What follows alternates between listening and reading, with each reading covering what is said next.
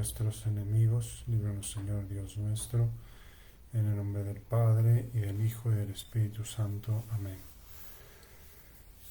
Señor mío y Dios mío, creo firmemente que estás aquí, que me ves, que me oyes. Te adoro con profunda reverencia. Te pido perdón de mis pecados y gracia para hacer con fruto este rato de oración. Madre mía Inmaculada, San José, mi Padre y Señor, Ángel de mi guarda, interceded por mí. Estamos aquí nuevamente haciendo estos ratitos de oración y continuamos donde nos habíamos quedado, comentando el capítulo 12 del Evangelio de San Lucas, que está cargado de enseñanzas que nos pueden que nos pueden ayudar, ¿no? Que nos pueden ayudar para encauzar nuestra oración, nuestro diálogo con Jesucristo. Y dice así el Evangelio de San Lucas: entendedlo bien, si el dueño de la casa supiese a qué hora iba a venir el ladrón, no dejaría que le horadasen la casa. También vosotros estad preparados, porque en el momento en que no penséis vendrá el Hijo del Hombre. Nos invita el Señor a la prudencia, a estar preparados, porque no sabemos cuándo vendrá a juzgarnos. Y realmente, pues ahora sí que es, no sé cómo decirlo, ¿no? La providencia de Dios es muy misteriosa y en cualquier momento puede venir a pedirnos cuentas, y por eso dice: entendedlo bien, si el dueño de la casa sabría a qué hora va a venir el ladrón, no dejaría que le horadasen en la casa. Nosotros pues no sabemos, en primer lugar, en qué momento nos va a llamar el Señor a su presencia, y en segundo lugar, no sabemos tampoco pues en qué momento el demonio nos va a tentar, ¿no? Es decir, sabemos que el demonio está ahí preparado como un león rugiente, viendo a quién devorar, según dice la epístola la epístola de San Pedro, ¿no? El diablo anda como león rugiente viendo a quién devorar. Entonces nosotros no sabemos realmente cuándo va a venir, y por eso tenemos que estar preparados siempre, como dice San Pedro, para dar razón de nuestra esperanza.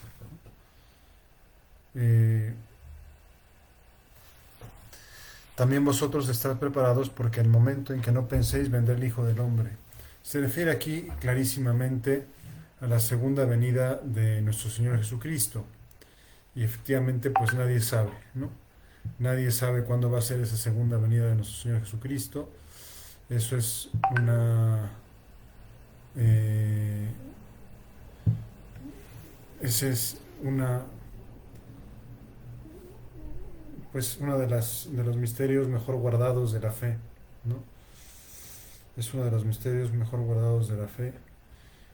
¿Cuándo va a venir nuestro Señor Jesucristo a pedirnos cuentas, ¿no?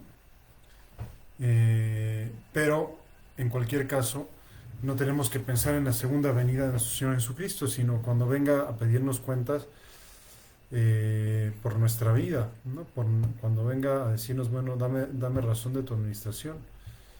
Y realmente me hace mucho pensar. Les pido por favor que encomienden a un sacerdote amigo mío que falleció ayer a las 3 de la mañana, el padre Jorge Padman. Pues tenía poquísimos años, tendría poquísimos años, 54 años si no recuerdo mal, y pues se nos fue con el COVID, ¿no? Sí, y como que te dice: bueno, pues en cualquier momento se puede ir uno. Y por eso tenemos que estar listos para decir: Señor, pues en el momento en que tú quieras, yo te entrego.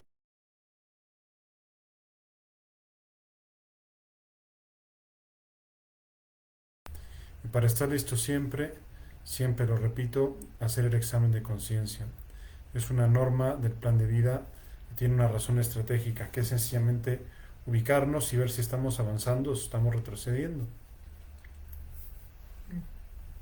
Como siempre me gana el sueño a estas horas del día, ¿no?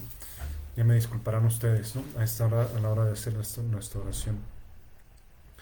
Eh, el examen de conciencia nos ayuda como a ubicarnos y a decir, oye, pues voy bien, voy mal, estoy avanzando, estoy retrocediendo, qué es lo que está pasando con mi alma, le estoy dando la importancia, le estoy dando a Dios el lugar que le tendría que dar, no se lo estoy dando.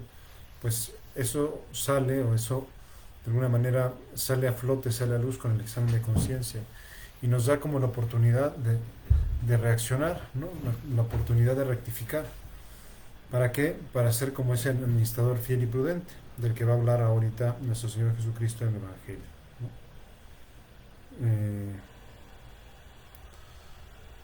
Ahorita les leo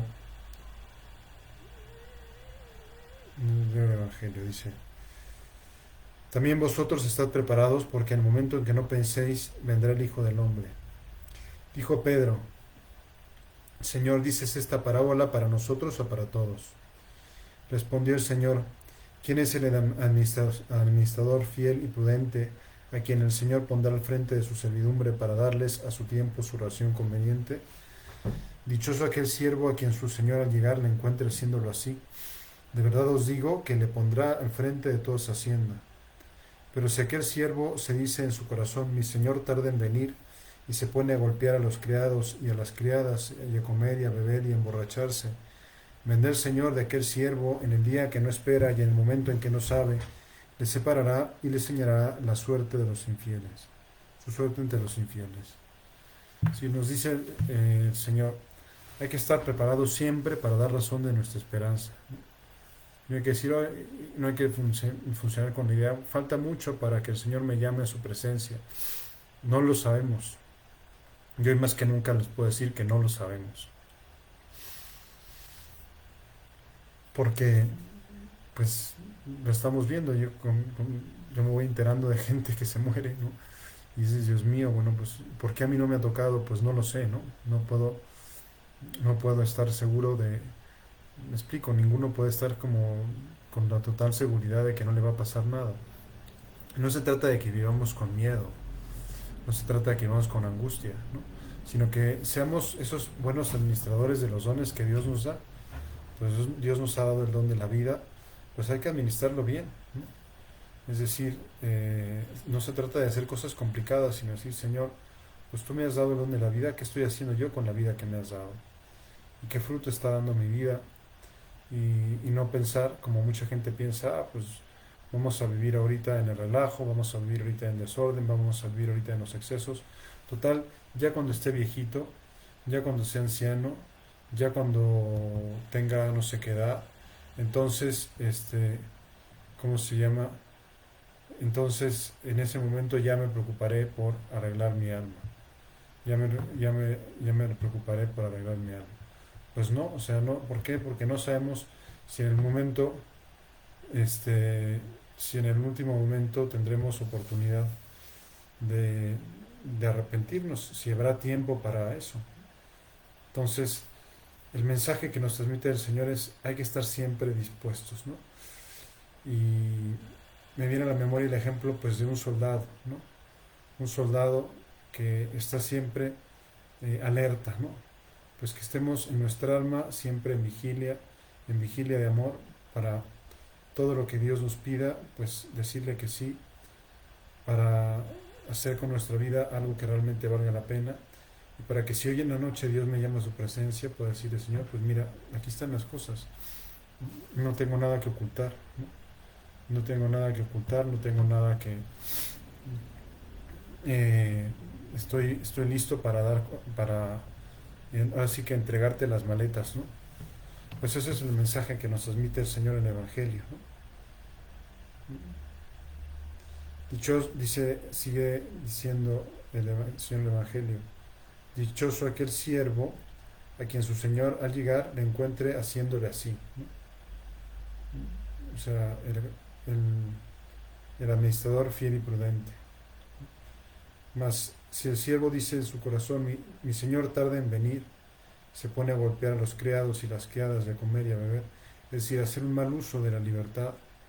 Si el siervo se pone a hacer un mal uso de la libertad, Pues vendrá el Señor de aquel siervo, el día en que no espera y el momento en que no sabe, y le separará y le señalará su suerte entre los infieles.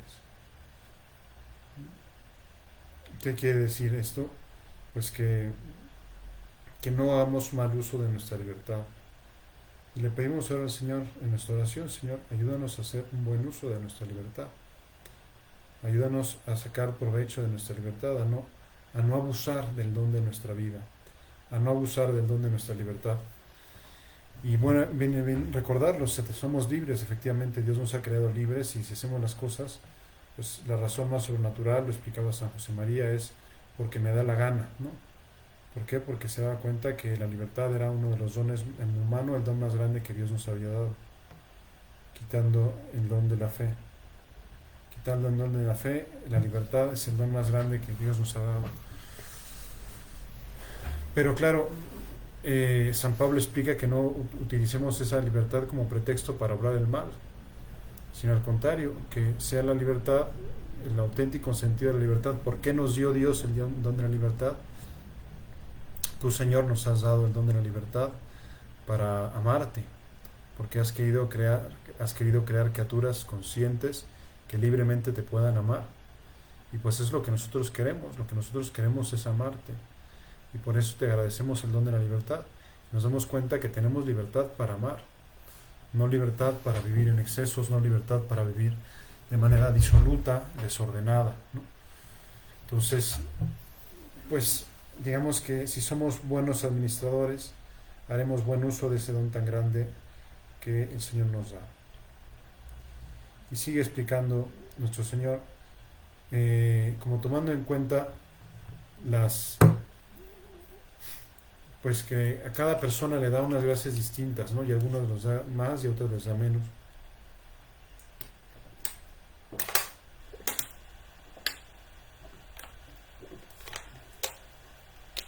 Ya perdonarán ustedes, pero si acabo de correr 7 kilómetros, entonces tengo un poquito de sed, ¿no? Eh, dice dice el Evangelio: aquel siervo que, conociendo la voluntad de su Señor, no ha preparado nada ni ha obrado conforme a su voluntad, recibirá muchos azotes. O sea, el que sabe cuál es la voluntad de Dios y no la hace, recibirá muchos azotes. Al que no la conoce y hace cosas dignas de azotes, recibirá pocos azotes. A quien se le dio mucho, se le reclamará mucho, y a quien se confió mucho, se le pedirá más. Es decir, Dios nos, ¿cómo se llama? Dios nos ha dado a distintos dones y se nos va a pedir según los dones que hemos recibido. Si hemos recibido muchos, pues se nos pedirá mucho. Si hemos recibido pocos, se nos pedirá poco. Pero en cualquier caso, según hayamos recibido, según se nos exigirá. Entonces, digamos que los dones de Dios son importantes, hay que agradecerlos, pero también implican una responsabilidad. Señor, si tú me has dado mucho, pues me vas a exigir mucho. Y por eso quiero aprovechar la vida y el tesoro tan grande que me das, precisamente para sacarle todo el jugo, todo el fruto. Y quiero conocer tu voluntad, pero no nada más para saberla, ¿no? Sino para llevarla a cabo. Lo que nos está diciendo el Señor es aquí no se trata solo de saber lo que está bien, sino de hacerlo. Hay una diferencia muy grande entre saber cuáles son las cosas correctas y el hacerlas. Y tú, Señor, nos pides que hagamos las cosas, pues, no solo por cumplir, sino como a sabiendas, para hacer tu voluntad. O sea, no se trata solo de saber cuál es tu voluntad, sino ponerla por obra, ¿no? Ya lo dice el Señor en otra parte del Evangelio: no todo el que dice el Señor, Señor, entrará en el reino de los cielos, sino el que hace la voluntad de mi Padre que está en los cielos. Es muy importante, lo esencial y gran tarea de la oración es precisamente esa: es descubrir cuál es la voluntad de Dios. ¿Cuál es tu voluntad, Señor? ¿Qué es lo que a ti te agrada? ¿Qué es lo que me estás pidiendo? Hay muchas cosas buenas que puedo hacer, pero lo importante es no hacer muchas cosas buenas, sino hacer lo que Dios me pide. Entonces, pues por eso vamos a pedirle al Señor que nos dé su gracia para discernir y saber decir, bueno, qué es lo que Dios me está pidiendo, cuál es su voluntad y llevarla por la práctica. No vaya a ser que conociendo la voluntad de Dios, ¿verdad? Que Dios me diga con claridad qué es lo que me está pidiendo y que yo no lo haga. Dice, aquel siervo que conociendo la voluntad de su Señor no ha preparado nada ni ha obrado conforme a su voluntad, recibirá muchos azotes. O sea, el pedirle a Dios luces para ver lo que tenemos que hacer, pues nos compromete. Nos compromete a decir, oye, si así Dios me hizo ver lo que quiere, pues ahora tengo que llevarlo a la práctica. No puedo quedarme así como, ahora tengo que llevarlo a la práctica, ¿no? Ya me hiciste ver, Señor, que bueno, pues ahora a ponerlo por obra, porque si no, cargo mi conciencia. O sea, al conocer la voluntad de Dios y no hacerla, pues cargo mi conciencia con una responsabilidad muy grande. Entonces, por eso que pedir al Señor, Señor, dame luces para ver tu voluntad, pero dame fuerzas para hacerla. Y es una idea en la que ha insistido mucho recientemente el actual prelado de la obra, don Fernando Caris, ¿no? Sobre todo cuando le hacen dudas, planteamientos sobre el discernimiento de la propia vocación. Entonces dice que no hace falta solo pedir luces para ver, sino también fuerza para querer.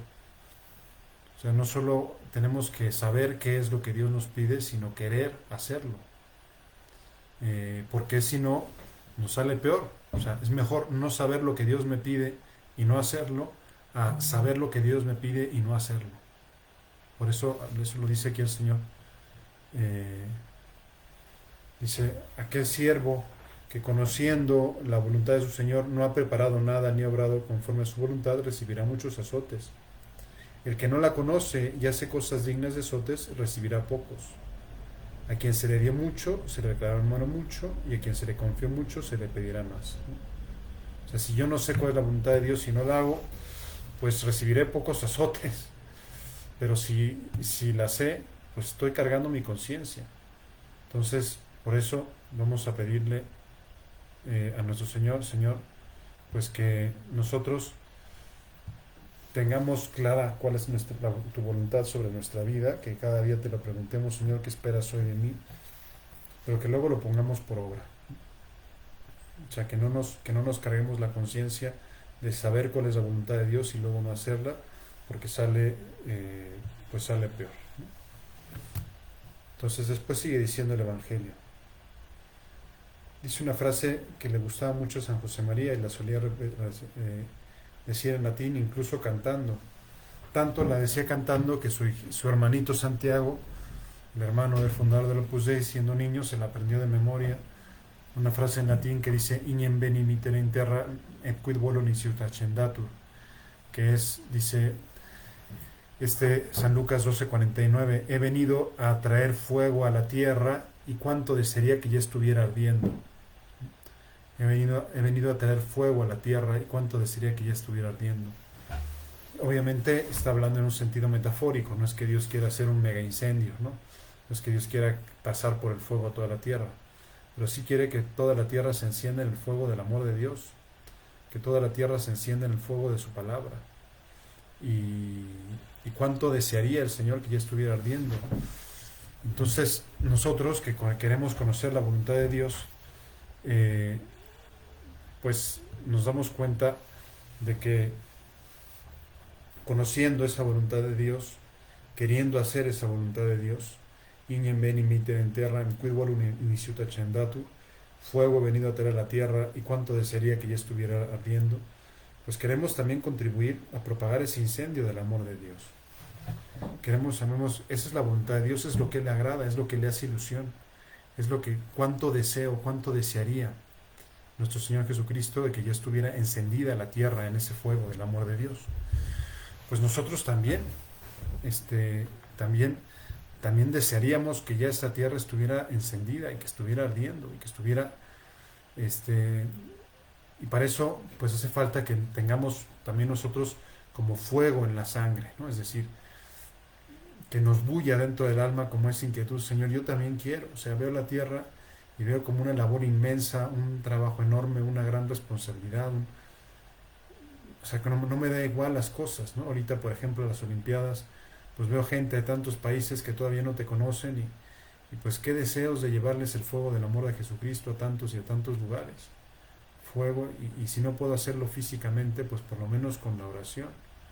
Fuego he venido a traer a la tierra y cuánto desearía que ya estuviera ardiendo.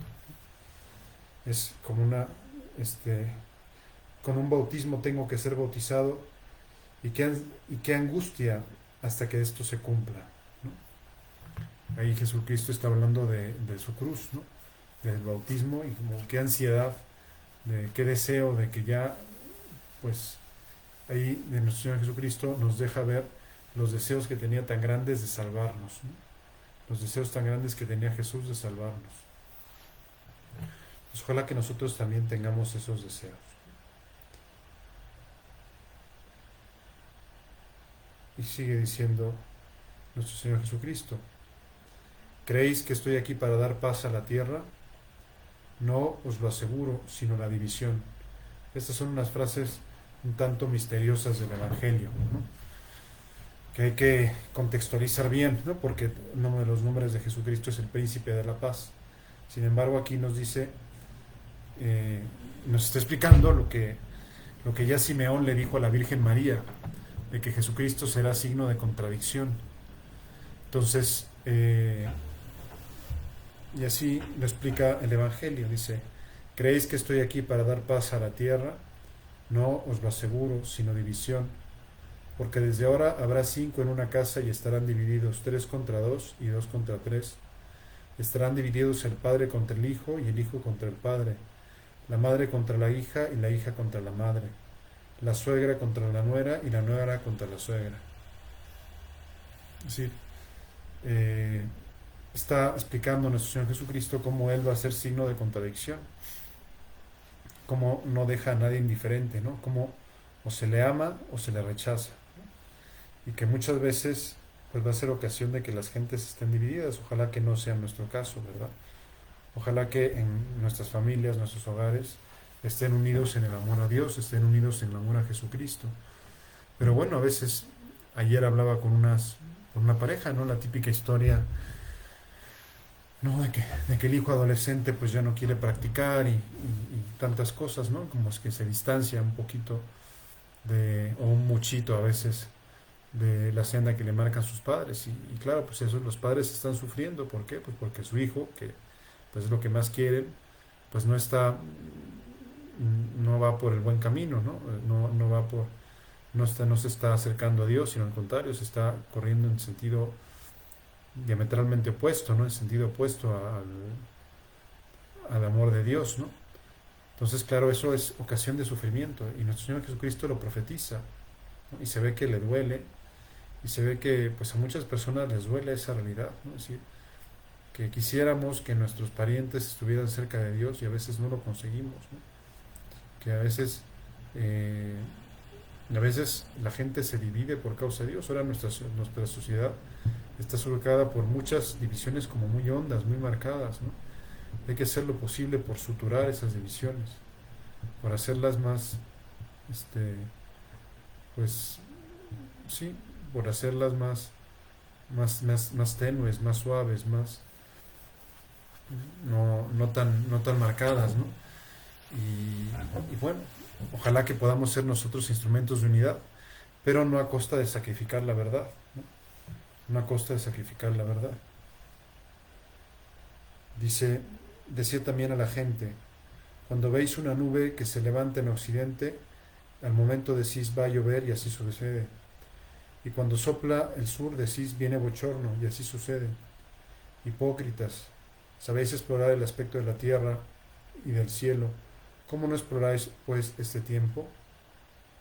¿Por qué no juzgáis por vosotros mismos lo que es justo? Es nuestro Señor que nos está diciendo, date cuenta de los signos de los tiempos. Date cuenta de los signos de los tiempos. Date cuenta pues sí, sobre todo eso, ¿no? De los signos de los tiempos. de qué es lo que nos está pidiendo el Señor en cada momento, de qué es lo que el Señor nos pide en cada circunstancia, de qué es efectivamente, pues eso, ¿no? Los signos de los tiempos es como saber discernir cuál es mi papel ahora en las circunstancias de la iglesia, en las circunstancias de la historia, en las circunstancias del mundo, qué es lo que Dios me pide. Yo pienso que ahora a todos nos está pidiendo que seamos instrumentos de unidad, tanto en nuestra sociedad como en nuestra iglesia, pues hay una honda división y nos toca a nosotros ser instrumentos de unidad, instrumentos de unidad. Eh, creo que, ¿cómo se llama? Creo que no hace falta descender a detalles, ¿no? Pero pues nos damos cuenta, ¿no? Que a veces en las familias, en la sociedad, hay hondas divisiones, está como muy marcado, como muy politizado todo.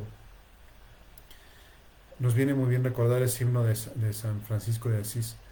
Hazme, Señor, instrumento de tu paz, hazme, Señor, instrumento de tu amor, donde este, es una canción muy hermosa, ¿no? Hazme instrumento de tu paz, ¿no? Que seamos instrumentos de paz, de unión, en nuestra familia, en nuestro entorno, en nuestra sociedad. Y a veces lo podemos hacer con nuestra actitud, con nuestros comentarios, evitando críticas, murmuraciones, calumnias, eh, chismes, pues todo eso, ¿no? Y otras veces positivamente con nuestra oración, ¿no? Cuando veamos la división, pues que recemos, ¿verdad? Para que las familias estén unidas, para que las personas, para que las sociedades no se polaricen demasiado y no se contrapunten y no se enfrenten, a veces incluso agresivamente o violentamente, ¿no? Y lo mismo dentro de la iglesia, ¿no? Que no se formen como bandos, ¿no? Como muy radicales y que no se comunican entre ellos, ¿no? Sino al contrario, ¿no? Pues ese discernir el sentido de los tiempos, o sea, nuestro Señor Jesucristo es hipócrita, sabéis discernir el clima, pero no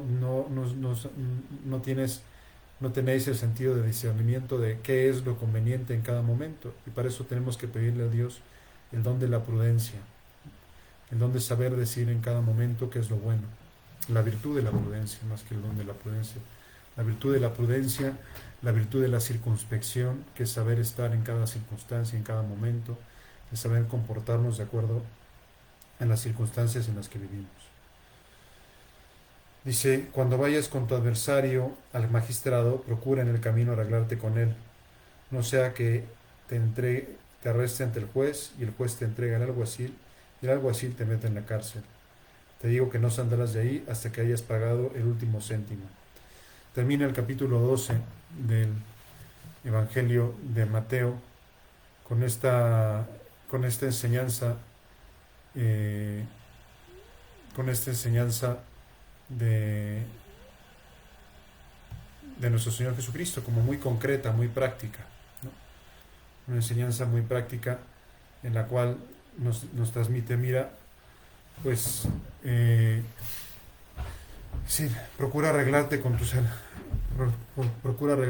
tu adversario, es decir, procura vivir sin problemas, ¿no? Procura vivir en paz, procura llevar la fiesta en paz, procura no estar metido en peleas, en discordias.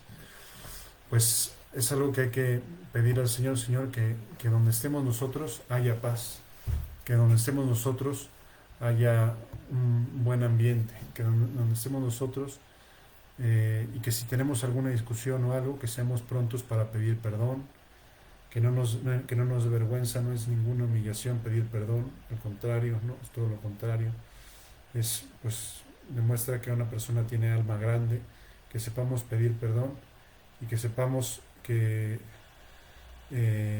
pues eso, ¿no? Que sepamos pedir perdón y que sepamos ser instrumentos de unión ahí donde estamos, que sepamos arreglarnos, ¿verdad? Encontrar la vía del diálogo para resolver nuestros problemas, ¿no? Y le pedimos al Señor que nos dé esos dones, esas virtudes de la circunspección y de la prudencia, y que nos dé la gracia de ser instrumentos de unidad ahí donde nos encontramos. Se lo pedimos como siempre por intercesión de nuestra Madre Santa María. Te doy gracias, Dios mío, por los buenos propósitos, afectos e inspiraciones que me has comunicado en esta meditación. Te pido ayuda para ponerlos por obra. Madre mía Inmaculada, San José mi Padre y Señor, Ángel de mi guarda, interceded por mí. Pues muchas gracias por haberme acompañado después de tanto tiempo, prácticamente todo el mes de julio estuve fuera. Pues bueno, nuevamente estoy aquí. Mañana no sé si puedo darles la meditación, yo espero que sí. Les pido que me tengan paciencia, depende, tengo unas confesiones en la tarde, depende que termine de confesar, ¿no? Les pido que una cierta paciencia de esperar, si es el caso. Si no termino para las 8 pues ya, ¿no? Pero si no es a las 7:30, quizá a las 7:45. Si no, en cualquier caso, el próximo martes es ahí, si Dios no dispone otra cosa, 7:30 meditación. Y así todos los días, si Dios no dispone otra cosa. Muchas gracias por acompañarme de nuevo y les doy la bendición. La bendición de Dios Todopoderoso, Padre, Hijo y Espíritu Santo, descienda sobre ustedes y permanezca para siempre. Que les vaya muy bien. Buenas noches.